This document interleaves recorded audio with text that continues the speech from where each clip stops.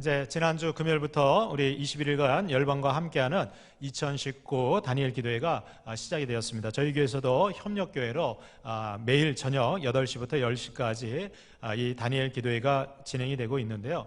이 다니엘 기도회의 목적은 세 가지가 있습니다. 바로 성령의 강력한 임재가 있는 예배를 우리 온 교우들 또 다른 지역에 있는 그리스도인들이 함께 예배하는 운동이 바로 이 다니엘 기도회죠. 또 완전한 치유와 변화가 있는 그런 회복의 역사가 이 다니엘 기도회를 통해서 나타나기를 소망하고 있습니다. 또 무엇보다 이 다니엘 기도회는 이 교단과 교파를 초월해서 연합하는 기도회가 바로 이 다니엘 기도회입니다. 제가 이 다니엘 기도회를 저희 교회 협력교회로 이렇게 함께 진행하는 이유와 목적 중에 하나는 이 다니엘 기도회를 섬기시는 많은 강사님들과 또 간증자들, 찬양팀, 그리고 여러 다채로운 기독교 문화 공연들이 함께 이 다니엘 기도회와 함께 진행되고 있습니다. 제가 여기 이제 강사님들이나 간증자들 개인적으로 만나 뵙고 또 그분들의 말씀과 또 이제 간증을 들으면서 제가 정말 기회가 되면 우리 교회에 이러한 강사님, 간증자들 또 찬양팀들 이제 초대를 해서 함께 예배하고 우리가 함께 하나님 앞에 영광 돌리면 좋겠다, 그런 마음의 소원들이 많이 있었는데, 여러분들 이런 분들을 초대하기가 그렇게 녹록치는 않더라고요. 물론 시간적인 어려움도 있고 또 재정적인 거나 또 여러 가지 이렇게 상황이 참 어려운데, 매년 이 다니엘 기도회를 통해서 정말 하나님이 쓰시는 귀한 강사님들 또 삶을 통해서 정말 하나님을 자랑하는 그런 간증자들의 이 간증을 들을 때 굉장히 큰 은혜와 도전이 되는 것이 사실입니다. 어제까지 이틀간에 걸쳐서 저도 김은호 목사님의 말씀을 통해서 영적 기념비를 세우고자 하는 그런 열망이 생기게 되었고, 또 어제 간증해 주신 우리 아프리카 선교사님의 그 간증을 통해서 이 고난이 오히려 우리에게 유익이 된다라고 하는 놀라운 진리를 깨닫는 그런 시간이었습니다. 이제 오늘 저녁에도 또 앞으로도 21일까지 매일같이 정말 하나님이 쓰시는 귀한 강사님들과 간증자들이 이러한 하나님의 역사하심을 간증하게 될 텐데, 이것은 비단 이런 강사님들의 말씀을 통해서 우리가 은혜 받고 또 간증자들의 은혜를 우리가 누리는 것으로 끝나는 것이 아니라 우리의 삶에도 정말 하나님을 자랑할 만한 그런 간증거리들이 넘쳐날 수 있기를 주님의 이름으로 축복합니다. 저는 이번 다니엘 기도회에 참여하시는 모든 자들에게 바로 이러한 간증할 수 있는 역사와 은혜가 또 응답이 있게 될 줄로 믿습니다. 여러분들 실제로 오늘 우리가 함께 읽은 이 다니엘서 10장 말씀에 보면 이 다니엘이 자신의 삶을 통해서 하나님의 어떠한 은혜와 역사를 허락하셨는지 본인의 삶을 통해서 그의 삶 자체가 하나님을 자랑하는 그런 간증자의 삶이 되었다는 것입니다. 여러분들 이 다니엘은 정말 성경 인물 가운데 정말 놀랍고 멋진 인생을 살았던 인물이 다니엘이었습니다. 다니엘은 바벨론 포로로 잡혀가서 10대 소년 때 바벨론 포로로 잡혀갔지만, 이 다니엘은요 포로인 가운데서도 이 바벨론 제국에서도, 그리고 나중에 이 바벨론 제국이 멸망하고 메대와 파사, 그리고 파사 제국이 세워지는 동안 나라와 정권이 4번이나 바뀔 동안 계속해서 이 다니엘은 그 이방 나라에서 정말 중요한 위치에서 그리고 중요한 직분을 감당했던 사람이 바로 이 다니엘이었습니다. 더군다나 이 다니엘은 세상적으로도 출세하고 명성을 얻었을 뿐 아니라 그는 신앙의 모습에도 우리에게 도전이 되고 그리고 믿음의 삶을 살았던 사람이 바로 이 다니엘이었습니다. 개인적으로 제가 성경 인물 가운데 이 다니엘을 너무 좋아해서 제가 영어 이름을 쓸 때 다니엘이라고 써요. 다니엘이라고. 그만큼 이 다니엘은요 위대한 인생을 살게 되는데, 여러분들 이 다니엘서를 쭉 읽어보면 이 다니엘의 인생 가운데 한 번도 다니엘이 뭐 죄를 지었거나 하나님 앞에 뭐 이렇게 버림받거나 이러한 내용이 전혀 없어요. 정말 흠없이 성결하게 일평생 동안 살았던 사람이 이 다니엘이었어요. 여러분 어떻게 일평생 동안 하나님을 자랑하고 간증하는, 그리고 세상에서도 인정받고 선한 영향력을 끼칠 수 있는 그런 복된 인생을 살 수 있었을까요? 거기에는요 여러분 이 다니엘의 인생의 비결이 있어요. 그것을 한마디로 얘기하면 기도의 삶을 살았다는 거예요. 여러분 이 다니엘이 처음 바벨론 제국에서 정말 왕의 눈에 띄어서 위대한 사람으로 쓰임받게 된 계기가 뭡니까? 여러분들 모든 사람들이 다 금 우상 숭배하고 신상에 절할 때 다니엘은요 하루에 3번씩 그 우상에다가 절하는 것이 아니라 예루살렘을 향해서 창문을 열어놓고 하루에 3번씩 하나님 앞에 감사 기도를 드렸어요. 그 일 때문에 이 다니엘은 모함을 받고 체포되어서 사자굴 속에 들어갔어요. 그런데 여러분들 그 사자굴 속에서도 다니엘은 뭐 했어요? 하나님을 향해서 기도했어요. 하나님께서는 이 다니엘을 사자굴 속에서도 보호하시고 건져내셔서 정말 왕의 총애를 받는 그런 국무총리의 역할을 감당하는 그러한 위대한 삶으로 이끌어 주셨다는 거예요. 또 나라가 바뀌고 정권이 바뀌어도 여러분 다니엘은 계속해서 새로운 왕이 등극할 때마다 이 다니엘의 능력이 얼마나 탁월했든지 이 다니엘을 계속해서 아주 중요한 직분자로 중용해서 쓰게 됩니다. 오늘 본문 이 다니엘서 10장이 쓰여질 때는 이미 이제 다니엘의 나이가 많이 들어서 많은 성경학자들은 아마도 다니엘의 나이가 약 88세쯤 되었을 것이다 추정을 해요. 그러니까 여러분들 고령이잖아요. 그리고 이제 다니엘의 인생은 황혼에 접어들어서 이제 하나님 나라 갈 날이 얼마 남지 않은 그 시대에 여전히 이제 다니엘은 모든 관직에서 은퇴를 하고 그리고 자신의 삶을 하나님 앞에 조용하게 드리고 있는 그때에 오늘 본문에 보면 하나님께서 이 다니엘에게 아주 놀라운 환상과 계시를 보여주면서 이 다니엘에게 하나님께서 놀라운 역사를 은혜를 더해주고 있는 것을 보게 됩니다. 오늘 본문에 보면 이 다니엘에게 하나님께서 천사를 통해서 환상과 계시를 보여주시고 말씀하시게 되는데 그 환상과 계시가 너무나 놀라운 말씀이었어요. 그것은 앞으로 일어날 이스라엘 백성들과 세계 모든 역사 가운데 하나님께서 얼마나 놀라운 역사들을 일으키실 것인지에 대해서 환상과 계시를 통해서 다니엘에게 보여주는 거예요. 그래서 다니엘이 그 환상과 계시를 보고 하나님 앞에 기도할 때 그는 가만히 있을 수 없었어요. 하나님 앞에 금식하면서 21일 동안 새 1회 동안 하나님 앞에 기도하는 가운데 이러한 환상과 계시들이 이 다니엘을 통해서 나타나고 또 오늘 저와 여러분들에게도 주어지게 되는 줄로 믿습니다. 여러분들 다니엘은 하나님 앞에 기도할 때 자신의 모습이나 자신의 업적을 자랑하는 것이 아니라 오늘 본문에 보니까 스스로 겸비하여 아주 낮아지고 겸손한 자세로 하나님 앞에 기도하고 그리고 하나님의 이 환상과 계시를 그는 자신의 삶에 받아들이고 있는 것을 보게 됩니다. 저는 이번 다니엘 이 기도회를 통해서 또 저와 여러분들의 삶이 이 다니엘과 같이 하나님을 자랑하는 그런 간증자의 삶이 될 수 있기를 주님의 이름으로 축복합니다. 여러분들 우리가 스스로 겸비하여 이 다니엘과 함께 같이 기도할 때 우리에게는 어떠한 역사와 또 은혜가 부어지게 될까요? 그 첫 번째는 바로 회복의 은총을 우리가 받고 누리게 된다는 거예요. 여러분 오늘 읽지는 않았지만 다니엘서 10장 10절 11절 말씀해 보니까 이 다니엘이 환상과 계시를 볼 때 그는 모든 몸에서 힘이 쫙 빠졌어요. 마치 뼈가 없는 것처럼 땅바닥에 엎드려져서 그리고 전혀 하나님 앞에 기도할 수조차 없는 그런 연약한 몸으로 잠이 들고 말았어요.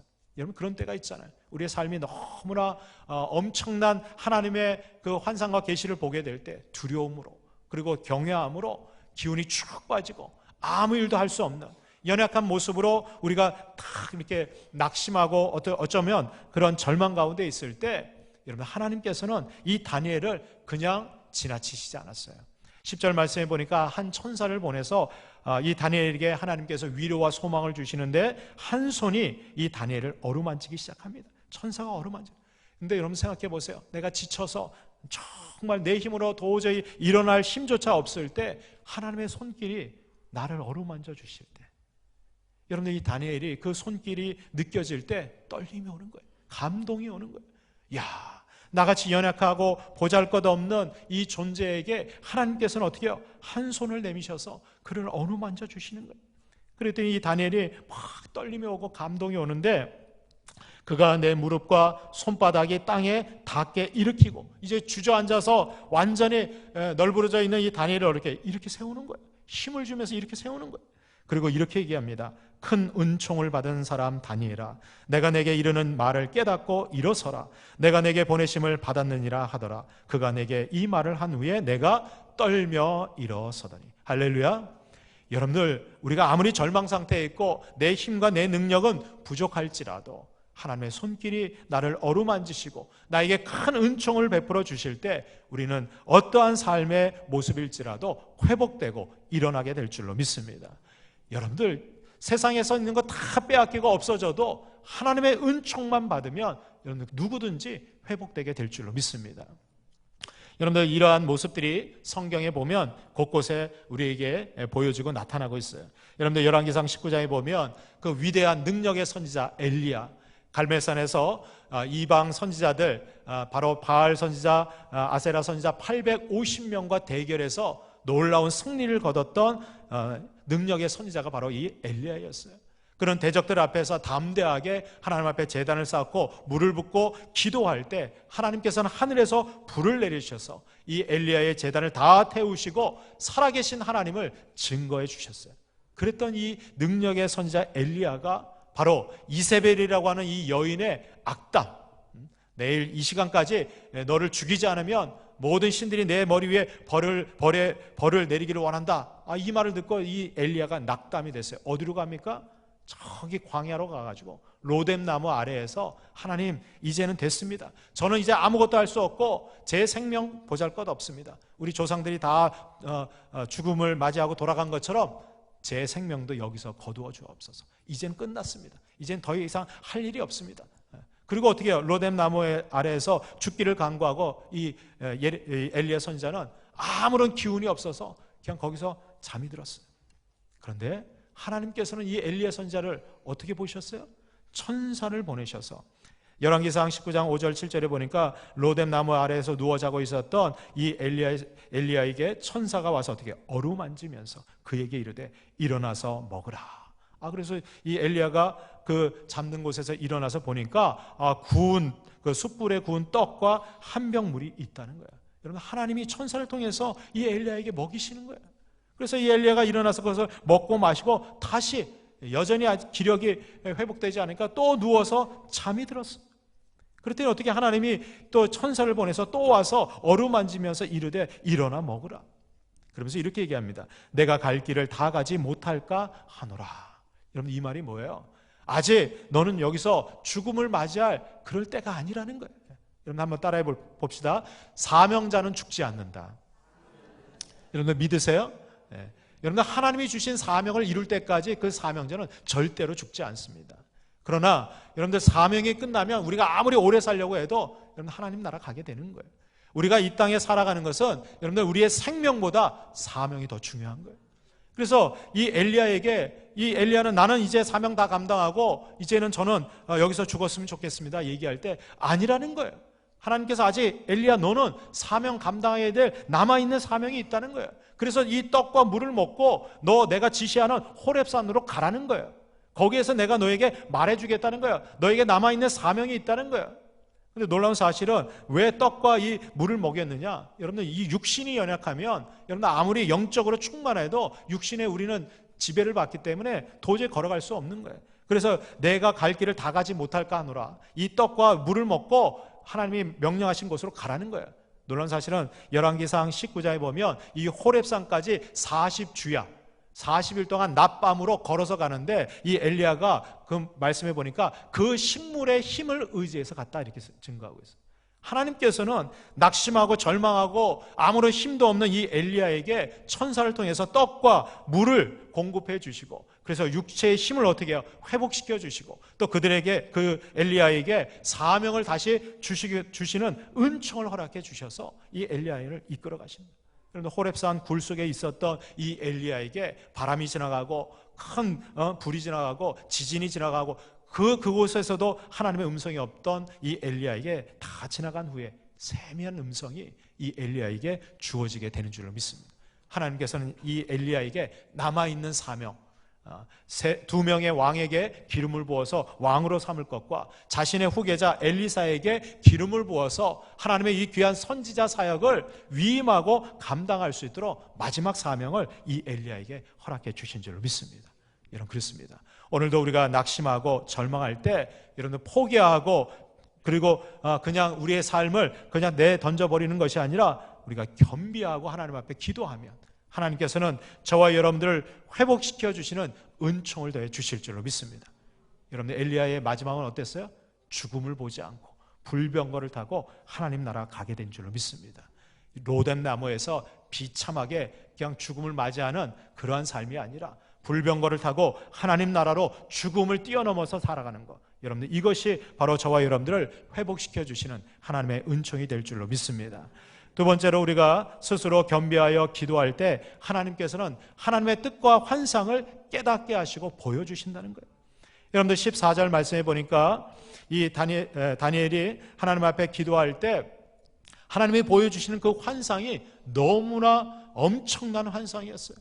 그 환상이 어떤 환상이었느냐? 앞으로 큰 전쟁 그리고 환난과 고통이 이 땅 가운데 임할 것이고, 그것은 이스라엘 백성뿐만 아니라 또 이 다니엘이 죽고 난 이후에 오랜 시간 동안 이 인류 역사 가운데 역사하실 하나님의 놀라운 계시를 이 환상을 통해서 보여주시는 거예요. 그래서 이 다니엘이 이 환상을 볼 때 너무나 두려운 거예요. 14절에 보면 이제 내가 마지막 날에 내 백성이 당할 일을 내게 깨닫게 하러 왔노라.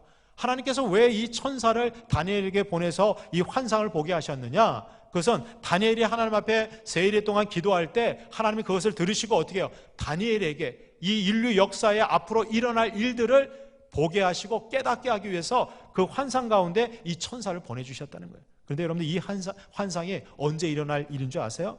14절 말씀해 보면 이 환상이 오랜 후의 일임이라 그랬어요. 여러분들 우리는 5분 후에 우리의 삶이 어떻게 될지 아무도 장담할 수 없어요.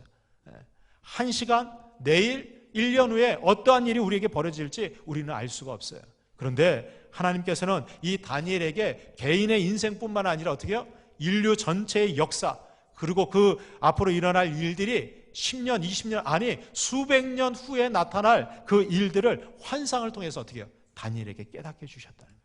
여러분 오늘도 하나님께서는 저와 여러분들의 인생의 앞날을 놓고 기도할 때 우리는 어느 길로 가야 될지, 무엇을 선택해야 될지, 그리고 어떠한 삶을 살아야 될지 우리는 알지 못하지만 우리가 스스로 겸비하여 하나님 앞에 기도할 때 하나님은 우리에게 보여주시고 깨닫게 해주실 줄로 믿습니다. 아까 우리 은선자매가 자세한 얘기는 안 했지만 제가 한 달 전에 은선자매가 그 프랑스에 가서 자신이 유학할 학교나 이런 것을 알아보려고 가는데 전혀 준비가 안 돼 있었어요. 기도는 하고 갔는데 근데 놀라운 사실은 본인은 준비가 안 됐지만 하나님께서는 이미 예배하시고 섭리하시고 준비해 주신 줄로 믿습니다. 거기서 예기치 않았던 우연히 정말 어떤 사람을 만나게 되고 그 사람을 통해서 학교도 소개받게 되고, 그래서 거기 그냥 저 알아보러 갔다가 그냥 학교에 가가지고 인터뷰를 하고 거기서 입학 허가를 받아서 이번에 급하게 가게 되는 거예요. 근데 이 섭리가 지나고 나서 보니까 하나님께서 이미 다 예배해 두고 계셨다는 거예요. 여러분들 왜 그 앞날을 하나님께서 다 예배해 두고 계셨을까요? 은선자매 계속 여기서 하나님 앞에 기도하는 거예요. 하나님 정말 이 꿈과 이 비전을 어떻게 이룰 수 있을까요? 내 환경과 여건으로는 도저히 불가능한데, 그런데 어떻게 해요? 하나님의 인도하심 믿고 나아가니까 하나님께서 이미 예배해 두시고 보여주시고 인도해 주시는 거예요. 여러분들 오늘도 우리가 스스로 겸비하고 기도할 때 하나님께서는 우리를 깨닫게 해주시고 하나님의 뜻이 무엇인지 우리에게 보여주시는 줄로 믿습니다. 여러분들 오늘 저녁에 우리 다니엘 기도회 강사로 섬기실 분은 바로 이상구 박사님이십니다. 여러분들도 많이 들어서 아시죠? 저도 청년 시절 때 이 이상구 박사님이 얼마나 TV나 뭐 강연 가운데 많이 나와서 엔돌핀 들어보셨어요? 예. 모든 병과 근원을 치유할 수 있는 신비의 호르몬, 이 엔돌핀, 또 우리가 건강하게 삶을 사는 그런 놀라운 의학적인 지식이나 이런 것들을 많이 소개했어요. 그런데 이 이상구 박사님이요, 다른 교단, 우리가 흔히 이단이라고 얘기하는 그 교파에 소속되신 분이에요. 그래가지고 이분이요 건강 강자로 해서 얼마나 수많은 사람들을 그 종파로 인도했는지 몰라요. 저도 그 이분 얘기 들으면서 그럴듯하고 너무 좋았는데 이분이 복음적인 신앙 위에 안 서 계시는 거예요. 그런데요 최근에 얼마 전에 이 이상구 박사님이 복음을 만나고 그리고 본인이 회심하고 그리고 지금은 기독교 신앙을 증거하는 전도자로 바뀌어졌다는 거예요. 이분이 오늘 저녁에 이제 강사로 섬기실 텐데 사도행전 말씀을 갖고 이분 설교 그 강의 제목이 뭐냐? 마침내 정신이 들었다. 그동안에는 자신의 의학적인 지식, 경험, 그리고 자신이 믿고 신봉하는 그 신앙이 진짜인 줄 알고 말이죠. 그렇게 열심으로 자기가 복음 전파한다고 그렇게 헌신하고 했는데, 지금 예수님 만나고 마침내 깨닫고 복음과 진리를 깨닫고 나니까, 정신이 들고 나니까 그동안 내가 무슨 짓을 했나. 수많은 사람들을 잘못된 길로 인도했다는 거예요. 그래서 지금이라도 이제는 내가 정신을 차리고 바로 깨달았으니까 지금이라도 이 사람들을 진리 가운데 인도해야 되겠다. 그래서 지금 여러 곳에 다니시면서 본인이 경험하고 체험한 하나님을 자랑하는 간증자의 삶을 살고 있다는 거예요. 아마 오늘 이 밤에, 오늘 저녁에도 여러분들 오시면 이 이상구 박사님의 실제적인 본인의 간증을 들으실 수 있을 거예요. 여러분, 우리의 삶에도 내가 생각할 때는 이것이 옳다라고 열심으로 따라가고 세상적으로 우리가 노력했다가 실패보고 낭패본 일이 얼마나 많습니까? 여러분들, 우리의 인생의 계획과 플랜은 여러분 하나님이 다 갖고 계신 거예요. 우리가 그 뜻을 발견하고 그 길로 가는 것이 가장 지혜롭고 성공적인 삶이 되는 줄로 믿습니다. 여러분, 다니엘 10장 15절 16절에 보니까 그가 이런 말로 내게 이를 때 내가 곧 얼굴을 땅에 향하고 말문이 막혔더니 인자와 같은 이가 있어 내 입술을 만진지라. 내가 곧 입을 열어 내 앞에 서 있는 자에게 말하여 이르되 내 주여 이 환상으로 말미암아 근심이 내게 더함으로 내가 힘이 없어졌나이다. 하나님이 이 다니엘에게 보여준 환상은 아주 무서운 큰 전쟁에 대한 환상과 또 이 인류 가운데 수많은 제국들이 멸망당하고 그리고 1차 세계대전, 2차 세계대전 이러한 큰 전쟁들이 일어날 것을 보면서 다니엘은 도저히 이것을 내 입으로 고백할 수 없는 말문이 막혔다는 거예요. 여러분, 우리가 엄청난 사실을 보게 되면 말문이 막히잖아요. 그죠? 아무 소리도 안 나오는 거예요. 그런데 하나님께서 어떻게 해요? 그 예수 그리스도께서 그의 입을 열어가지고 이 말을 전하게 하시는 거예요. 선포하게 하시는 거예요. 왜? 이것을 보고 깨닫고 왜 이스라엘 백성들과 믿음의 사람들에게 이 환상과 계시를 전하게 하셨는가? 우리의 삶에 정말 내가 감당할 수 없는 그러한 환난과 엄청난 그런 전쟁과 시련이 올지라도 우리가 믿음을 지키고 그리고 그 약속의 말씀을 붙들고 살아가는 자들은 그 어떠한 상황 속에서도 우리가 승리하게 될 줄로 믿습니다. 여러분, 그걸 위해서 오늘도 주님께서는 말씀을 깨닫게 하시는 거예요. 저와 여러분들이 하나님 앞에 기도할 때 환상을 깨닫게 해주시는 그런 놀라운 역사가 있게 될 줄로 믿습니다. 마지막 세 번째로, 우리가 스스로 겸비하여 기도할 때 하나님께서는 우리에게 힘이 나서 강건하게 되는 그런 놀라운 능력을 더해 주실 줄로 믿습니다. 여러분, 오늘 18절 19절에 보니까 또 사람의 모양 같은 것 하나가 나를 만지며 나를 강건하게 하여 이르되 큰 은총을 받은 사람이여 두려워하지 말라, 평안하라, 강건하라, 강건하라. 그가 이같이 내게 말하며 내가 곧 힘이 나서 이르되 내 주께서 나를 강건하게 하셨사오니 말씀하옵소서. 할렐루야.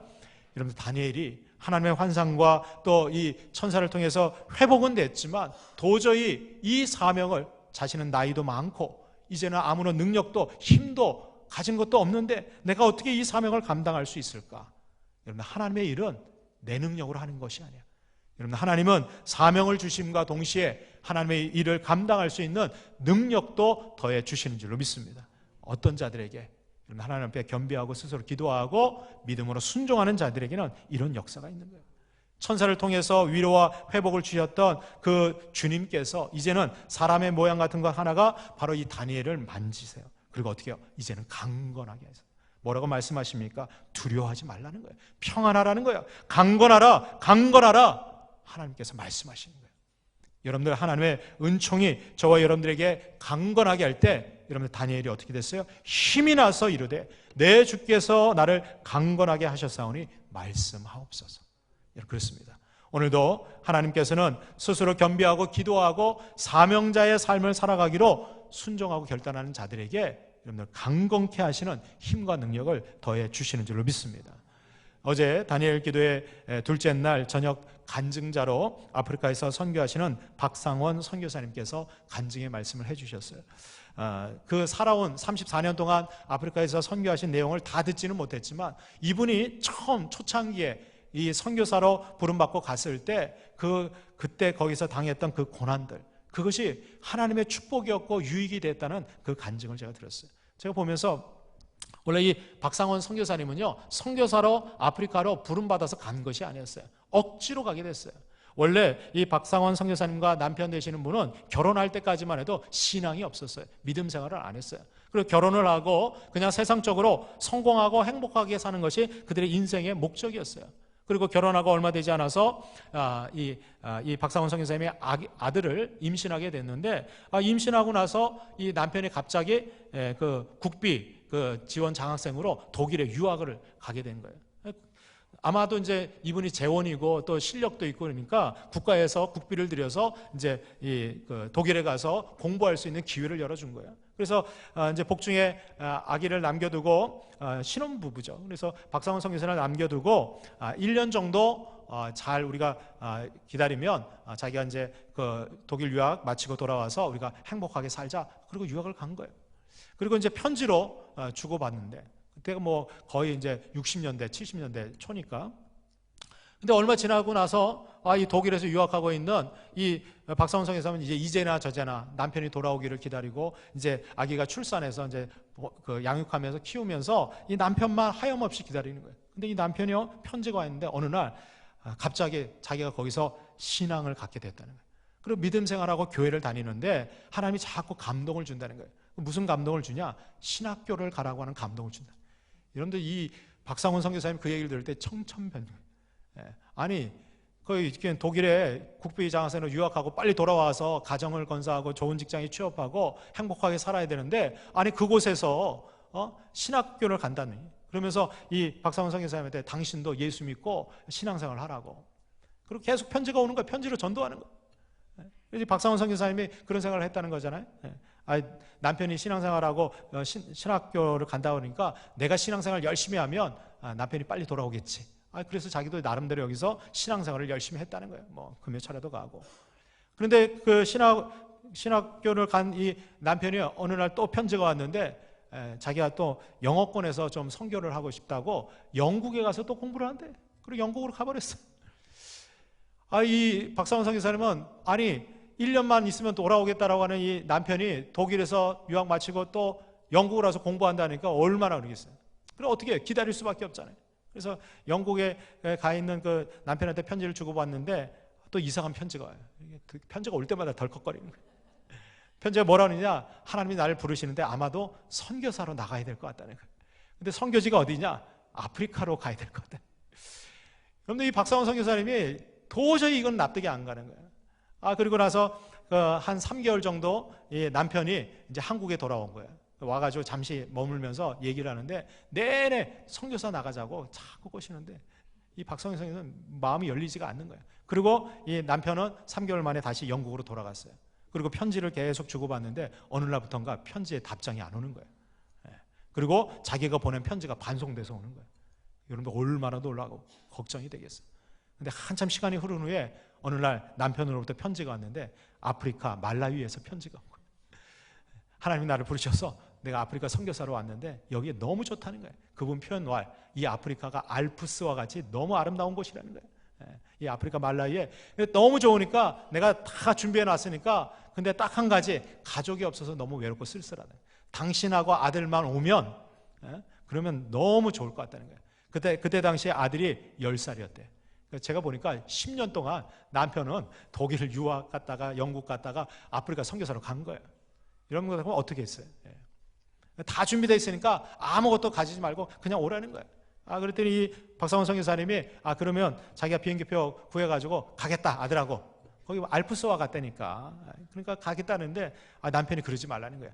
비행기표는 자기가 다 구해서 줄 테니까 그냥 몸만 오라는 거예요. 혹시 비행기표 살 돈 있으면 그냥 돈으로 바꿔가지고 그냥 가지고 오라는 거예요. 그래서 이 박상원 선교사님이 그 남편이 보내준 비행기 그 표를 갖고 가는데 일주일 걸렸대. 일주일. 제일 싼 거 돌고 가는 거. 그래서 정말 일주일 만에 아프리카 도착해서 보니까 알프스는 개뿔, 온 천지가 완전히 빈민굴이에요. 빈민굴. 가봤더니 이 선교사님이요, 남의 집사님 집에 얹혀 살고 있는 거예요. 거기다 선교사님 가족까지 와서 얹혀 사는 거예요. 하루 먹을 빵도 없어가지고 말이죠, 고통스러운 나라를 보내는 거예요. 이 하루하루가 원망과 불평으로 살아갈 수밖에 없는 거예요. 이 박상원 선교사님이요, 나중에는 그 가난과 그 고통 가운데 병이 들었어요. 말라리아하고 풍토병에 걸려서 이제 도저히 병원에서는 살 수 없다. 그래서 이 박상성 선생님이 원망하면서 남편도 원망하고 하나님 원망하고 이제는 난 죽으면 참 끝나면 좋겠다. 그런 마음으로 거실에 나와서 밤새도록 기도하는데 하나님 왜 나를 보내셨냐고. 저 남편만 사랑하고 자기는 사랑하지 않는 것 같다고 하나님 앞에 원망하고 기도하는데 그 밤에 하나님께서 이 박상원 선교사님을 인격적으로 찾아오시고 만나주신 첫 마디가 뭐였냐? 내 사랑하는 딸아. 내 사랑. 그 남편만 사랑하는 것이 아니라 내가 너도 사랑한다는 거야. 너 아들도 내가 사랑한다는 거야. 얼마나 사랑하는 줄 아느냐? 내가 너희들을 사랑해서 내 독생자 예수 그리스도를 십자가에 내어주고 그의 생명의 값을 주고 너희들을 구원했다는 거야. 내가 너를 불렀다는 거야. 이 박상원 선교사님이 그 밤에 예수님 인격적으로 만나고 눈물로 회개하고 그리고 하나님이 나를 여기 보내주셨구나. 그리고 나서 그 인격적인 만남 이후에 하나님께서 이 박상원 선교사님의 모든 질병을 치유해 주신 줄로 믿습니다. 그 이후에 30년이 넘는 동안 이 아프리카 선교를 하시면서 하나님께서 이 연약하고 가난하고 보잘것없는 이 박상원 선교사님을 통해서 어떤 일을 이루신지 아세요? 제가 그거 보니까 아프리카에 첫 의과 종합대학을 세우고 그리고 그 땅에 있는 많은 사람들에게 의료를 통해서 선교하고 영혼을 구원하는 위대한 사역들을 하나님이 이루시고 있다는 거예요. 여러분들 우리는 연약하고 아무것도 할 수 없는 부족한 존재지만 우리가 하나님 앞에 스스로 겸비하고 기도할 때 하나님은 우리에게 힘이 나서 강건하게 하는 그런 능력을 더해 주실 줄로 믿습니다. 사도 바울도 에베소 교회 성도들을 향해서 에베소서 6장 10절 11절에 끝으로 마지막으로 권면했어요. 이 에베소 교회는 사도 바울이 가장 오랜 동안 목회하고 섬겼던 교회가 에베소 교회였어요. 너희가 주 안에서와 그 힘의 능력으로 강건해지고 마귀의 관계를 능히 대적하기 위하여 하나님의 전신갑주를 입으라 했어요. 여러분들 우리가 신앙생활을 하지만 세상에 나가면 여전히 사단 마귀는 악한 관계와 유혹으로 저와 여러분들을 멸망시키려고 계속해서 유혹의 손길을 내밀고 있어요. 그걸 우리가 어떻게 이겨낼 수 있을까요? 우리의 힘과 능력으로는 안 돼요.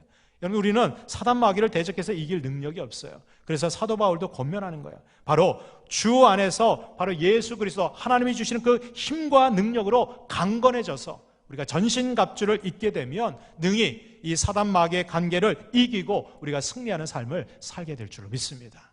오늘 예배하는 저와 여러분들 또 다니엘 기도에 참여하는 우리 모든 하나님의 백성들 정말 우리의 삶에도 정말 하나님을 자랑할 수 있는 그런 간증의 역사가 응답이 주어지기를 주님의 이름으로 축원합니다. 기도하겠습니다. 하나님 감사합니다. 우리를 구원해